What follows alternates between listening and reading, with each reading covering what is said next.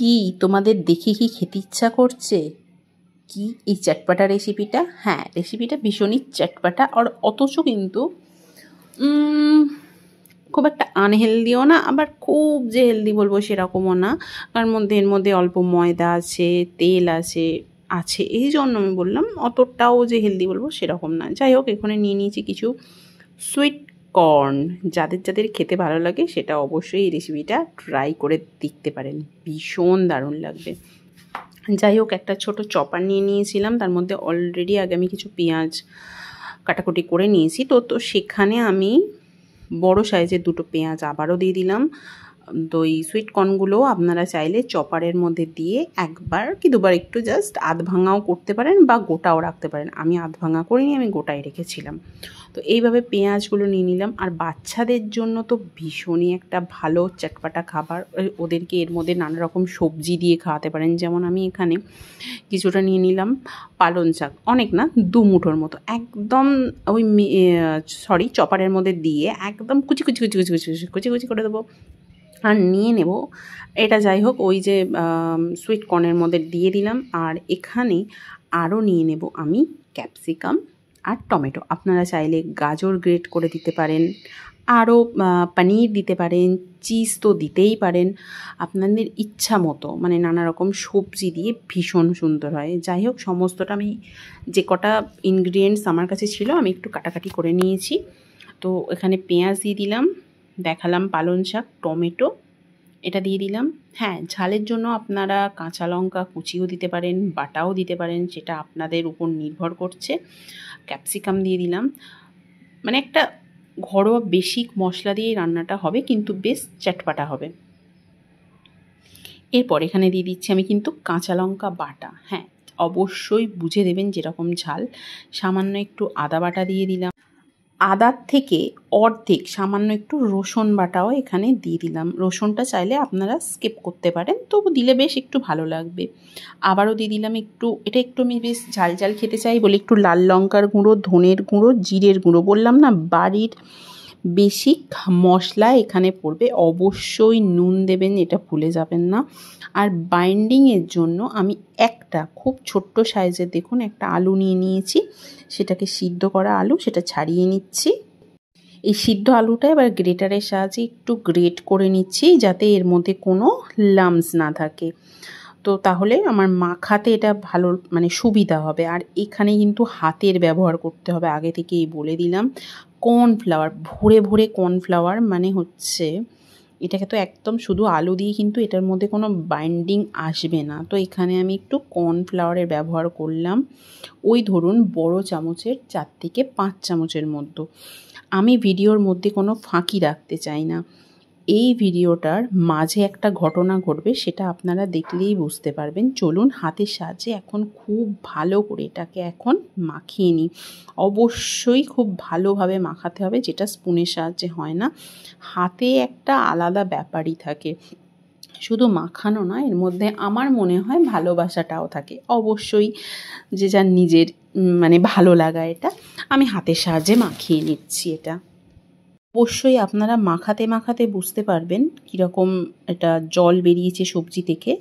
তার সেই বুঝে আবারও আমি একটু কর্নফ্লাওয়ার অ্যাড করেছিলাম। তো আমি এটা ভেবেছিলাম পুরোটাই হেলদি প্রসেসে করব, মানে শুধুমাত্র কর্নফ্লাওয়ার দিয়ে এটা মাখামাখি করব। হ্যাঁ, শুধুমাত্র কর্নফ্লাওয়ার দিয়ে মাখামাখি তো করেছিলাম।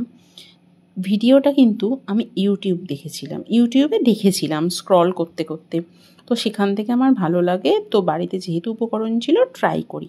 তো দেখুন শুধুমাত্র কর্নফ্লাওয়ারের দিয়ে মাখিয়ে কী অবস্থা হয়েছিল সেটাও আপনাদেরকে দেখাবো। তো কড়াইয়ে খুব সামান্য, যেহেতু শ্যালো ফ্রাই হবে, তো হালকা তেল দিয়ে এইরকম বুঝতেই পাচ্ছেন একটু শক্ত, আবার একটু মানে কাদা কাদা মাখাটা হয়েছে। তো এইভাবে আমি গোল গোল একটা টিক্কির আকার করে নিয়ে কড়াইতে দিয়ে দিয়েছি। তো সেটা তো আপনাদেরকে দেখাচ্ছি। আমি আবারও বলছি, ভিডিওটা মন দিয়ে দেখুন। ভিডিওর মাঝে কিন্তু একটা দুর্ঘটনাও বলতে পারেন বা ঘটনাও বলতে পারেন, সেটা ঘটেছে, সেটা আপনাদেরকে দেখাবো, অবশ্যই দেখাবো। আপনারা দেখতে পাচ্ছেন 4টে দিয়েছি একটু গ্যাপ গ্যাপ করে, কারণ উল্টাতে সুবিধা হবে বলে। এদিকে দেখুন আবারও কিন্তু আমি চলে এসেছি মানে আরও একটা বল বানিয়ে নিচ্ছি কড়াইয়ে দেব বলে।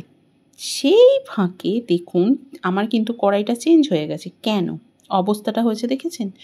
কর্নফ্লাওয়ার দিয়ে শুধুমাত্র করলে ওই অবস্থা হবে।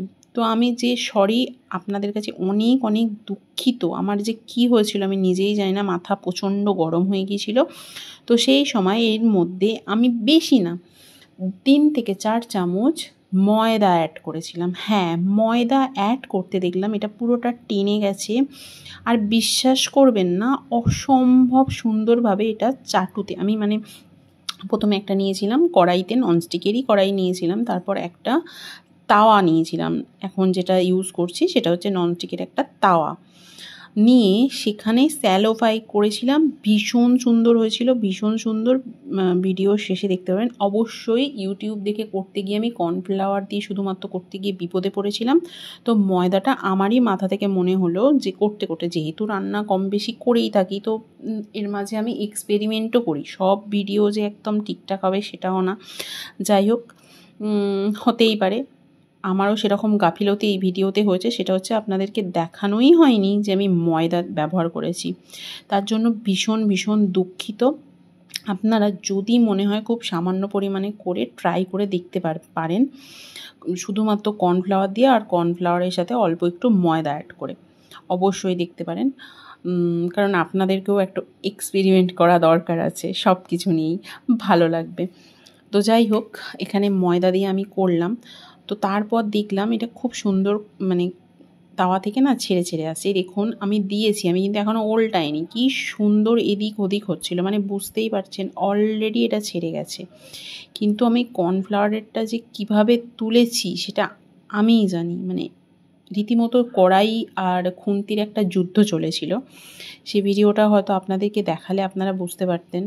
যে বললাম ওই মুহূর্তে সত্যি মাথাটা এত গরম হয়েছিল না, এত পরিশ্রম করে যদি না জিনিসটা হয় বলুন তো কতটা খারাপ লাগে। যাই হোক, আমি এটা করে নিজে এবং মানে ময়দাটা অ্যাড করে নিজে এবং বাড়ির লোককেও কিছু খাওয়াতে পেরেছিলাম একটা স্ন্যাক্স হিসাবে। অবশ্যই হ্যাঁ, আপনারা চাইলে যেসব আমি ড্রাই উপকরণ ব্যবহার করেছিলাম ওখানে আপনারা চটপটা করার জন্য একটু চাট মশলারও ব্যবহার করতে পারেন। অবশ্যই এগুলো আমার পরে মনে হয়েছে, মানে হয় না রান্না করার পরে আবার অনেক সময় মনে হয় এগুলো অ্যাড করলে হয়তো একটু মানে টেস্টি হতো। তো আপনারা পারেন একটু লেবুর রস দিতে পারেন, মানে এই ধরনের একটু চটপাটা টাইপের করতে পারেন। যাই হোক, এগুলো হয়ে গেছে, এবার এগুলো প্লেট থেকে তুলে নেওয়ার পালা। তো এর জন্য একটা পাত্রে মানে এক জায়গায় আমি একটু টিস্যু নিয়ে নিয়েছি, সেখানে এটা তাওয়া থেকে আমি তুলে নিচ্ছি যাতে অয়েলটা সোক করে নেয়। একটা কথা বলতে চাই, ময়দাটা দিয়ে না আমার তেলটা আরও মানে অনেক কম লেগেছে। যাই হোক, আমার তো এটা রেডি হয়ে গেছে। এদিকে একটা প্লেট নিয়ে নিয়েছি ধনেপাতার চাটনি আর টমেটো কেচাপ, যার মধ্যে আমি এইভাবে একটু মানে ট্রাই করছিলাম একটু রেস্টুরেন্টের মতো আর কি, মানে ওই সাজানো গোছানো পরিবেশন ব্যাপারটা। যাই হোক, মোটামুটি সাকসেসফুল হয়েছিলাম আশা করি। আর আপনাদের এই রেসিপিটা কেমন লেগেছে অবশ্যই একটু কমেন্ট করবেন। আর দেখুন লেবুর রস যেটা বলছিলাম আমি কিন্তু উপর দিয়ে ছড়িয়ে দিয়েছিলাম।